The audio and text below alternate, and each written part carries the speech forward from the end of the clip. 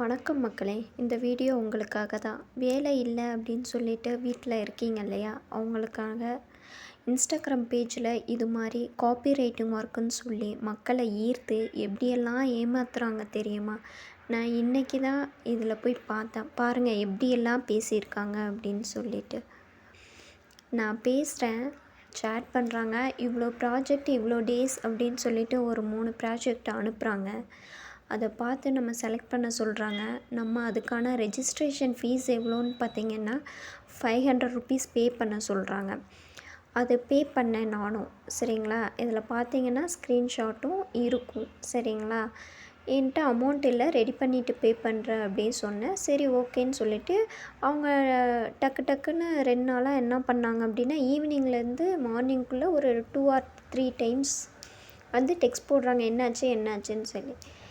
சரி எதுக்கு இப்படி பண்ணுறாங்கன்னு எனக்கு ஒரு சந்தேகம். சரி ஒரு வேலை இருக்கும், நல்லா நடக்கும் அப்படின்ற எண்ணத்தில் நான் பண்ணேங்க.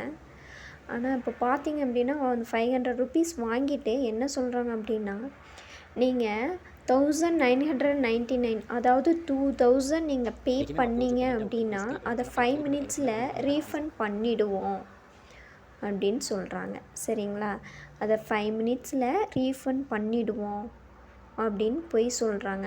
அது எப்படிங்க நம்பி அனுப்ப முடியும்? சரி எனக்கு இதில் இன்ட்ரெஸ்ட் இல்லை, ரிட்டன் அமௌண்ட்டு கொடுங்க அப்படின்னு சொன்னதுக்கு அவங்க என்ன பண்ணாங்க அப்படின்னா, ரிட்டன் அமௌண்ட்டு கொடுக்கவே இல்லைங்க.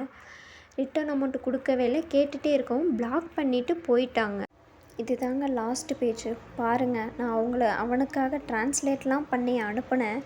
ஆனால் அவன் வந்து எப்படி பண்ணியிருக்கான் பாருங்கள், பிளாக் பண்ணிவிட்டு போயிட்டான். இதுதான் அந்த பேஜு.